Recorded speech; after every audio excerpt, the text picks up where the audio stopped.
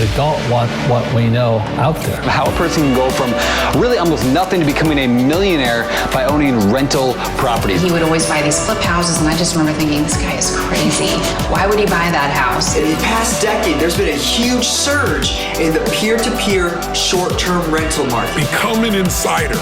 So you have to know the rules before you get the game. Every second counts. So make every second count. Welcome to the Real Estate Jam. Whether you're just beginning or the best of the best, we're glad you're here. We will share successes, failures, and strategies for the action-taking real estate investor. And now to your hosts, JD and Melissa.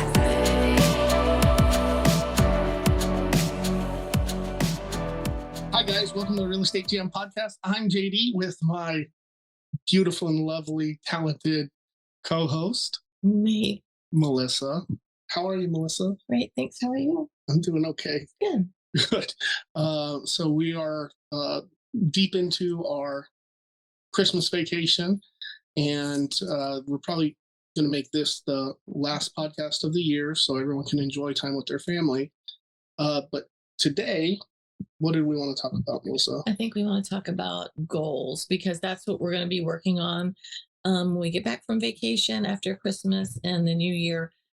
Right prior to the New Year, we'll talk about what our goals are for 2024. And so ours, we just don't have one place or one road to go down with our goals. We have multiple ones because we have the investment side and the retail side, and then of course the personal side. So I think we'll probably be working on that and share more of what we did business-wise this second Monday in January. Yeah, absolutely. Well, let's kind of talk about what our plan is to do the goal setting and how some of the listeners might be able to, model that.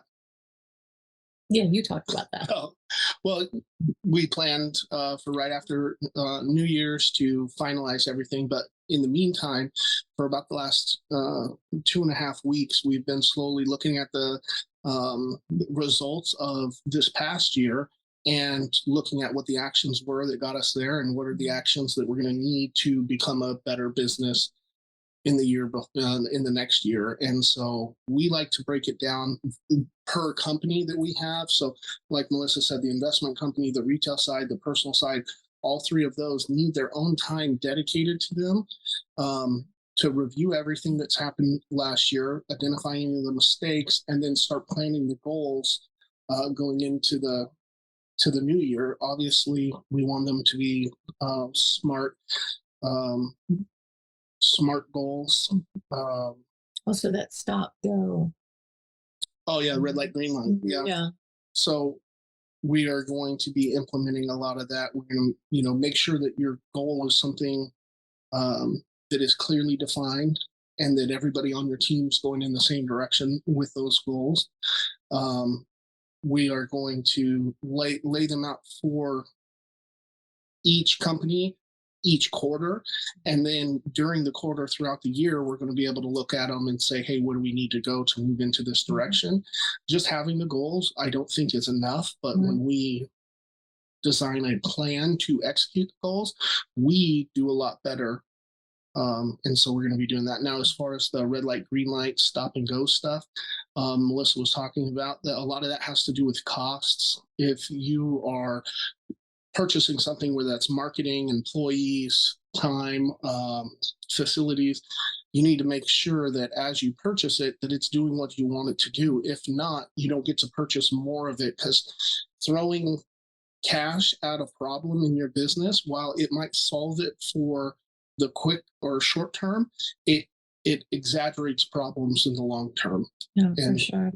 And we're also, our retail team, we're all going to meet together and have everything laid out on January 2nd to talk about their goals as well, so that we can help hold each other accountable and then monitor that.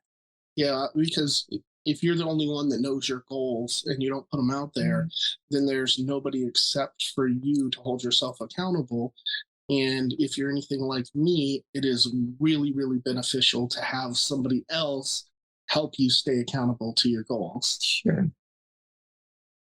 right? Yes, I think that it's super true. I don't know if everybody really wants to be held accountable for them, but I think that's why you get in these accountability groups that help you push your business forward because, you don't want to be stagnant. You don't want to look up and see that last year you've done worse for sure. And when you set those goals out last year, why, I would like to go back in and why we didn't meet those goals that we set last year. Hmm. And I think that's important too.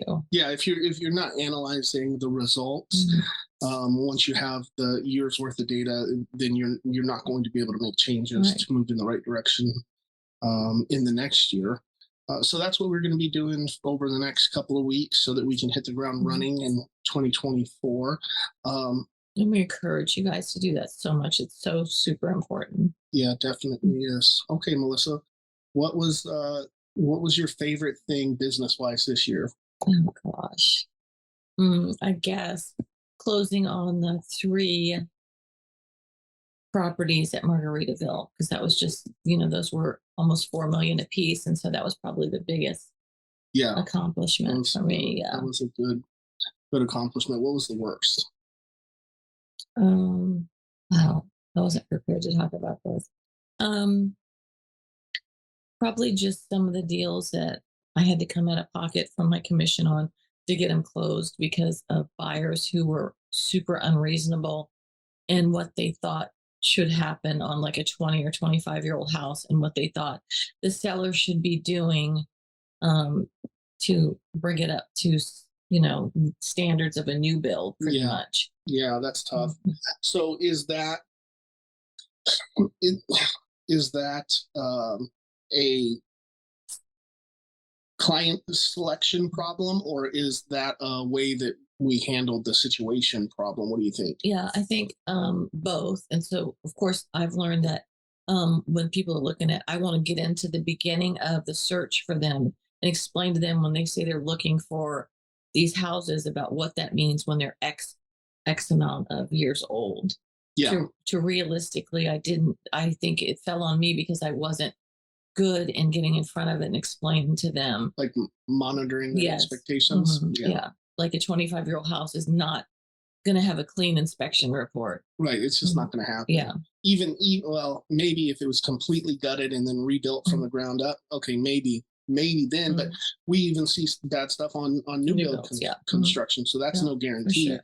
How about you? Yeah, managing expectations, I think, is huge.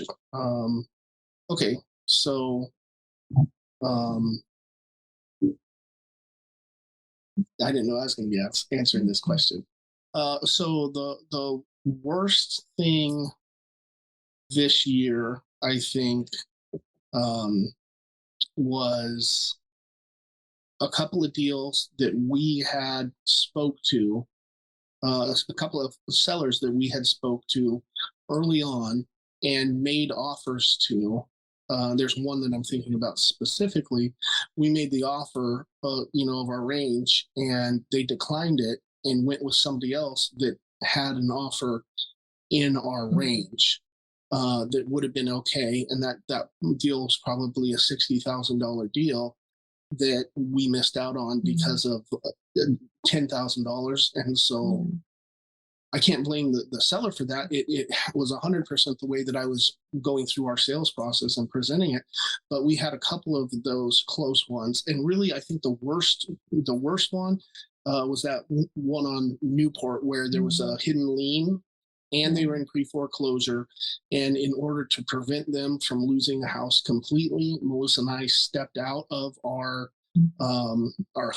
assignment fee and passed it on to the buyer, no fees whatsoever. And that one hurt. And I think And there's of a better course, way to handle that. he also said that he would make good on it because we did what we feel is the right thing. We had a lot of time, effort, energy, not a lot of money, but time. And so he, of course, did not do what he said he was going to do. So that was discouraging because we always try to do what we say we're going to do. Well, and specifically on that deal, I made a verbal agreement with him, and then as soon as like that evening, an offer that would have put $30,000 into our pocket or $20,000 right. into our I love pocket that. came, but because Mhm. I'd already given this guy our verbal Mhm. word that he was going to get the deal, that's what we went with. And then after that, when title was getting cleared, it came up that they had a $15,000 lien on, and I think that For windows. we yeah. were able to negotiate it down to 7, Mhm. and that was going to be our entire fee on that deal. Yeah. And that really, I forgot about that. part of it. I think I probably could have handled that in a couple of different ways. One, I could have not accept offers immediately. Right. That's one of the things. Like they can Yeah. make their offer, and then I can wait for the other Mhm. people Yeah. to That's bring good. their offers. Mhm. Because it wasn't.